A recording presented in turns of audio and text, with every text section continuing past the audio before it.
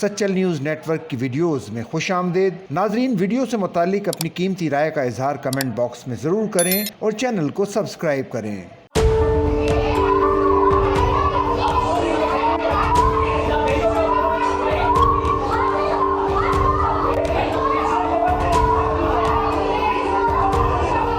البدر school میں خاتون اساتذہ پر تشدد، گالم گلوچ کرنے والا، اسکول میں خوف و ہراس پھیلانے والا پولیس اہلکار بالآخر گرفتار کر لیا گیا۔ اہلکار حفیظ اقبال کو ضمانت منسوخی کے بعد گرفتار کیا گیا۔ ملزم ضمانت پکی کرانے عدالت آیا تھا، جہاں اسے پولیس نے دھر لیا۔ ایس پی انویسٹیگیشن ایسٹ علینا راجپوت نے اس کی باقاعدہ گرفتاری کی تصدیق کر دی۔ اس سے قبل 1 جون کو ایڈیشنل ڈسٹرکٹ اینڈ سیشن جج ایسٹ نے اسکول میں اساتذہ پر تشدد کے مقدمے میں 3 ملزمان کی درخواست سے ضمانت منظور کر لی تھی۔ ملزموں کی درخواست 20,000 روپے کے عوض منظور کی گئی تھی۔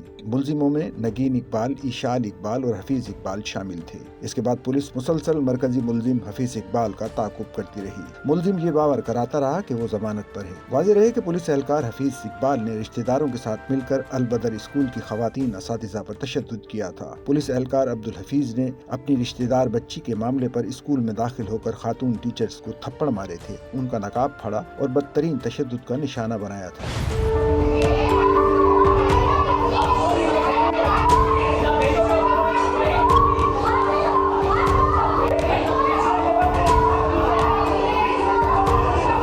واقعے کی ویڈیو بھی سامنے آ گئی تھی، جس کے بعد البدر اسکول کی انتظامیہ نے جمشید کوارٹرز پولیس کو درخواست میں بتایا کہ اسکول طالبہ اپنی والدہ، والد اور ماموں کے ساتھ اسکول آئی۔ پولیس اہلکار عبدالحفیظ پستول کے زور پر زبردستی اسکول میں داخل ہوا۔ درخواست کے مطابق پولیس اہلکار عبدالحفیظ نے اسکول کی دیگر ٹیچرز کو تشدد کا نشانہ بنایا۔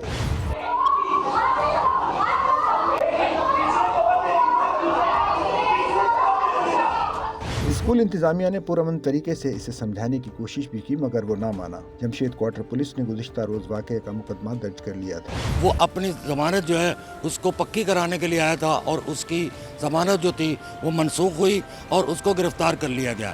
اس کی تصدیق باقاعدہ جو ہے وہ ایس پی انویسٹیگیشن ایسٹ علینا راجپور نے کی ہے۔ اس کا یہ کہنا تھا کہ ہم نے اس کو باقاعدہ اب گرفتار کر لیا ہے، مزید جو ہے اسے تفتیش کی جا رہی ہے۔ اب دیکھنا یہ ہے کہ کیا ملزم جو ہے، ایسا تو نہیں ہے کہ کوئی ذہنی مریض ہے۔ اگر ذہنی مریض ہے اور دوسری طرف اس کا یہ بھی کہنا تھا کہ وہ محکمہ پولیس میں ہے، تو اس میں 2 چیزیں ہیں۔ اس کو محکمانہ کارروائی کا بھی سامنا کرنا پڑے گا اور جو اس نے یہ حرکت کی ہے اس کا جو ہے اس کا بھی اس کو سامنا کرنا پڑے گا۔